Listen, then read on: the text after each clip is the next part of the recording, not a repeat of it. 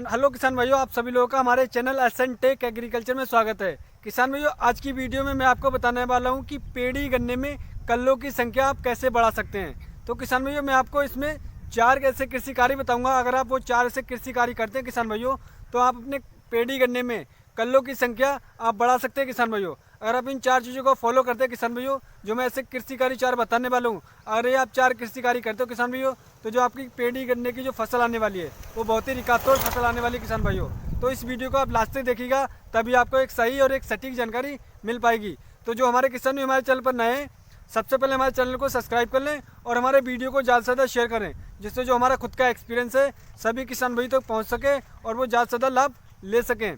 अगर आपका कोई सवाल रहता है किसान भाई, आपका कोई डाउट है, कोई सवाल आप गन्ने के रिलेटेड, गन्ने की फसल के रिलेटेड पूछना चाहते हैं, तो आप हमें डायरेक्ट कमेंट करके पूछ सकते हैं, या आप हमारे फेसबुक पेज पे भी पूछ सकते हैं, या आप हमारे ट्विटर पेज पे पूछ सकते हैं। मैं आपके सवाल का तुरंत ही जवाब देने की कोशिश करूँगा।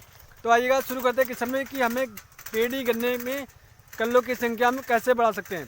तो किसानी में आपको बहुत ही बेसिक सी चीज़ें बताऊँगा। अगर आप उन चीज़ों का ध्यान रखते हैं, उन 4 चीज़ों का, तो आप अपने कल्लों की संख्या बहुत ही अच्छी तरीके से बढ़ा सकते हैं और एक रिकातोड़ पैदावार आप ले सकते हैं। मान लीजिए आपने इस साल अपनी जो गन्ने की फसल में 1 बीघे में 40 से 50 कुंटल अपने पैदावार ली है, तो अगर आप ये जैसे 4 कृषि कार्य करते हैं किसान भाइयों, तो आपकी जो पैदावार होने वाली है वो 1.5 से 2 गुना ज़्यादा होने वाली है। तो आइए हम किसान भाइयों शुरू करते हैं कि आपको पहला ऐसा कृषि कार्य कौन से करना है किसान भाइयों। किसान भाइयों, आपको शुरू से ही कृषि कार्य करना पड़ते हैं, तभी हम एक कोई भी फसल हो उसमें अच्छा पैदावार तभी ले सकते हैं।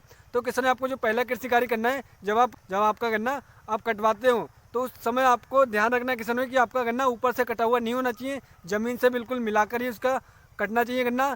तभी आप एक अच्छी टेलरिंग ले सकते हैं, तभी आपकी गन्ने की फसल में अच्छी टेलरिंग होगी। और आपका गन्ना ऊपर से ज़्यादा कटा होगा तो उसमें अच्छी टेलरिंग नहीं हुई किसान भाइयों, उसकी जो ऊपर गन्ना होगा वो सूखता रहेगा। आपने देखा होगा कि ऊपर का गन्ना हमारा सूख जाता है, काला पड़ जाता है। तो आपको ज़मीन से मिलाकर ही गन्ने की कटाई करवाना है। अब दूसरा कृषि कार्य क्या करना है किसान भाइयों, दूसरा कृषि कार्य ये करना है कि आपका गन्ना कट जाने के बाद आपका जो खेत होता है उसमें जो पताई होती है उसको अच्छी तरीके से उसके में जुताई करवाना है। जुताई करवाने के किसान भाइयों एक चीज़ आपको और ध्यान रखना है किसान भाइयों, अगर आपका जो खरपतवार हो जाता है, अगर खरपतवार का आपको खरपतवार नाशक का स्प्रे करना है या आपको उसकी जुताई करवाना है या नराई करवाना मजदूरों के साथ में। नराई करवाने के बाद किसान भाइयों आपको वो खरपतवार ख़त्म करना है। अगर खरपतवार आप ख़त्म नहीं करना किसान भाइयों, तो जो हमारी खेत की जो पावर होती है, जो उसकी जो ताकत होती है, वो हमारे खरपतवार ले लेते हैं और हमारी गन्ने की फसल को वो ताकत नहीं मिल पाती है। तो किसान भाइयों इस चीज़ का आपको ध्यान रखना है कि आपको खरपतवार ख़त्म करना है टाइम से पहले ही। अगर आप खरपतवार नहीं ख़त्म करते किसान भाइयों, तो हमारा गन्ना बीच में छुप जाता है और हमारी टेलरिंग अच्छी नहीं हो पाती है, क्योंकि उसमें अच्छे से धूप नहीं मिल पाती है किसान भाइयों, इसलिए हमारी टेलरिंग अच्छे से नहीं हो पाती है और ज़्यादा गन्ना हमारा हाइट नहीं ले पाता है। तो ये काम आपको करना है। तीसरा कृषि कार्य किसान भाइयों आपको बहुत ही आवश्यक करना है किसान भाइयों, इस चीज़ का आपको ध्यान रखना है। मैं जो उर्वरक बताने वाला हूँ इसकी सही मात्रा में ही आपको प्रयोग करना है, ना ही कम और ना ही ज़्यादा। तो किसान भाई मैं आपको बताना चाहूँगा, आप ये जुताई करने के बाद आपको किसान भाइयों ये जो उर्वरक मिलाने हैं, डालने हैं, उसकी आपको मात्रा बता रहा हूँ किसान भाइयों। उसमें किसान में सबसे पहले आती है हमारी यूरिया। यूरिया आपको 40 से लेकर 45 किलोग्राम, मैं 1 एकड़ का बता रहा हूँ किसान भाइयों, 40 से लेकर 45 किलोग्राम यूरिया। दूसरा आपको 7 से 8 किलोग्राम सल्फ़र WDG 90%, ध्यान रखिए किसान भाइयों, सल्फ़र आपको 90% की लेना है, 7 से 8 किलोग्राम। उसके बाद आपको किसान भैया रीजेंट लेना है, जो कि फिप्रोनिल के नाम से आता है किसान भैया। अगर आप दानेदार लेना चाहते हैं तो 7 से 8 किलोग्राम, अगर आप लिक्विड फॉर्म में लेना चाहते हैं तो 500 ml 1 एकड़ के लिए काफ़ी होता है किसान भाइयों। और दूसरा अगर आप NPK लेना चाहते हैं किसान भाइयों, तो आपको 40 किलो NPK 1 एकड़ के हिसाब से आपको ये 4 चीज़ें आपको लाना है किसान भाइयों। इन 4 उर्वरकों को अच्छे से मिला के आप उसकी बुआई करवा दें।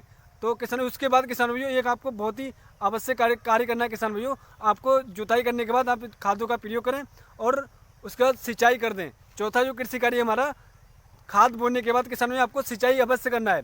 सिंचाई करने के बाद किसान भाइयों 15 दिन के बाद आप देखेंगे किसान भाइयों आपकी जो टेलरिंग आएगी बहुत ही शानदार टेलरिंग होगी, क्योंकि हमारी जो डिफिशेंसी थी उसकी भरपाई हो चुकी है। तो हमारी फसल में जो टेलरिंग हुई गन्ने की, बहुत ही शानदार टेलरिंग हुई किसान भाइयों, और आपका जो दर आएगा पिछली साल के मुकाबले इस साल 1.5 गुना से लेकर 2 गुना ज़्यादा है किसान भाइयों। ये मेरा खुद का विश्वास है किसान भाइयों, ये मेरा खुद का एक्सपीरियंस है। अगर ये 4 कृषि कार्य किसान भाइयों करते हैं तो आप अच्छा रिकातोड़ पैदावार ले सकते हैं। तो आशा करते हैं किसान भाइयों मैं आपको सही और सटीक जानकारी दे पाया हूँ। अगर आपको हमारी वीडियो अच्छी लगी तो हमारे चैनल को सब्सक्राइब करिएगा और हमारे वीडियो को ज़्यादा से ज़्यादा शेयर करिएगा। अगली वीडियो मिलते हैं किसान भाइयों नई वीडियो में नई जानकारी के साथ। अगर आपका कोई सवाल रहता है किसान भाइयों तो हमें डायरेक्ट कमेंट करके पूछ सकते हैं। नई वीडियो मिलते हैं किसान भाइयों नई जानकारी के साथ। धन्यवाद किसान भाइयों।